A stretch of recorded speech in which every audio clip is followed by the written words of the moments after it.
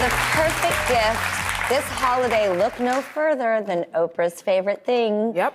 Gayle curates Here it is. That's right. And Gayle curates the list with Oprah.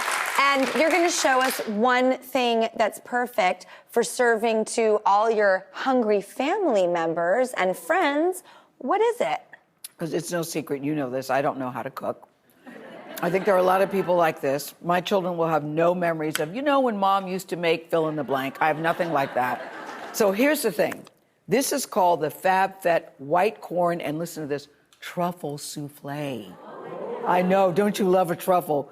Created by a Texas caterer, the souffle arrives pre-made and frozen. All you have to do is thaw it and bake it. It features fresh white corn, black truffle oil, available for purchase in the dish. We like this.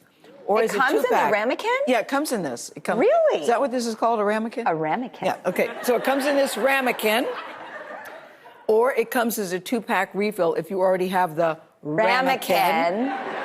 It's funny, I just call it the white casserole dish, but okay. The ramekin, it serves 8 and it's $112. So what I like to do is get this and then go to Sweet Green. I like Sweet Green, their harvest bowl. Get a little salad, so you have a souffle and a salad. I'm dying for you to taste it. Okay, here we go.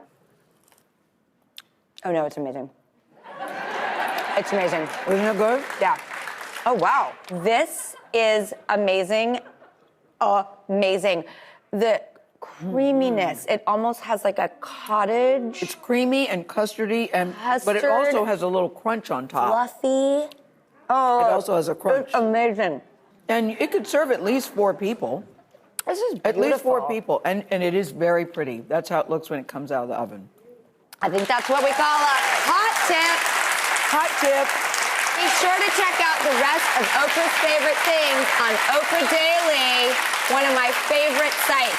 The word daily, I think, promises. Yes. It delivers. The daily word is the smartest thing ever. It's like, get on the feeder. We're going to provide you. We always have a daily quote. Oprah's a big quote girl. Yeah. So we always that's how we always start the site.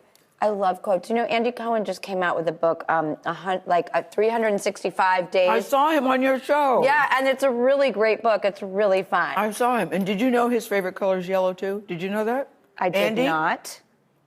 My favorite color is yellow, so is Drew's. That's why it makes me happy when I come in and see all you guys with your yellow faces. It's true. And so is Andy. Well, I'm gonna get you that book because it's a nice little, I would like that. I'm on it. I just saw Andy because I was doing something with Saturday Night Live. We're doing something with Lorne Michaels. Oh wow! So they let us come backstage for the show this past week. Taylor Swift was a guest. I don't know if you guys have seen Taylor's new thing, the red version. Oh yeah, we talked about it on the news. It's so good. So she did her 10-minute song, but the point I was making, Andy was there. I knew I was going somewhere with this story. I knew you're like, what is she talking about? Andy was there, and so we were talking about his book. He was telling me about his book. Now, I have a question, because we talked about this on the news the other day. Like, hell hath no fury, like a Taylor scorned. How do you feel about, like, that, you know, she will take you to task if you, you know, treat her wrong? How do I feel about it? It doesn't bother me. It doesn't bother me. I think, listen, and she never says who it's about. Even though everybody knows. She never says who it's about. It doesn't bother me so much. I sometimes feel sorry for the person who's on the other side of that. But I think that's how she expresses herself. Look, I love Taylor's music. I love how she writes. But I know people say it's not so nice. I've heard that. I think it's tough, you know, for the person, but I also agree that everyone was so excited to hear Adele's new album. And that's very personal. And that's very personal. I loved what she said so much about her divorce to your bestie, because that's exactly what I've been trying to convey, and she did it so succinctly and not blaming anybody. Beautifully. She's not blaming anyone. I would never air the dirty laundry or tell anybody anything public about what went on, you know, behind closed doors with me and my kid's dad. It just unfortunately didn't work, and it was the most devastating thing I've ever gone through in my life. She said it was embarrassing. She never had a family. She had this idea of a nuclear family.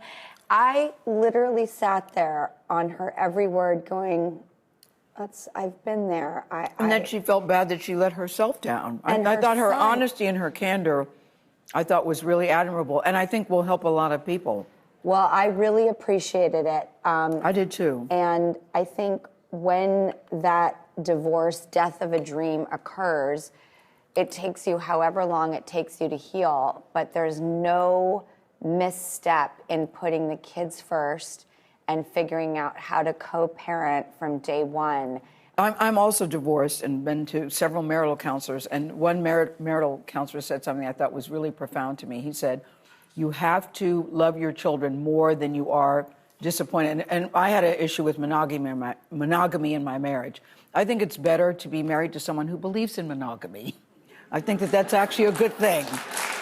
But, you know, so of course I was very angry, I was very hurt, and somebody would say, Gayle, how are you? And I'd go, you know what he did to me? And then I'd see people's eyes like, oh my God, I was just saying, how are you? Then you realize nobody cares, nobody wants to hear all of that. And at the end of the day, the children love their father, the children love their father, the father loves their children, and you have to put your children first and figure out we are going to make this work together. So today, you know, we've just had, as we sit here today, we've had our first grandchild. I wish him well. I have no ill will against him whatsoever. But for me, it was a process to get there because you are so angry and you are so hurt. But at the end of the day, it pains me when I see women or men use their children as weapons to put them in the middle because it's just not fair to the children. It's just not. I don't care what he or she did. You've got to, I mean that sincerely. It doesn't matter what they did. Short of abuse. I'm not talking about abuse. Yes. I am not talking about abuse, of course. Yes. But short of that, it doesn't matter what happened between the two of you. The most important thing is that your children come out happy, healthy, and whole. And you all can do that together. And don't involve the children. Listen, I never said anything disparaging about their dad to their children. I would just tell my friends and my mom. But I would never involve the children because you don't, Dr. Phil says this all the time, you don't involve children in grown-up issues, and I really do believe that. I agree with that. I really do believe that. Let them be children. Yes. Which is why I'm really protective of mine. I'm like, just be children. Let's stay off social media. Not, they can see it, but I don't put them on mine. I'm very going to carry this ramekin with me. You can take the ramekin. All right, everybody, thank you so much for joining in this conversation. And thank you to Gayle.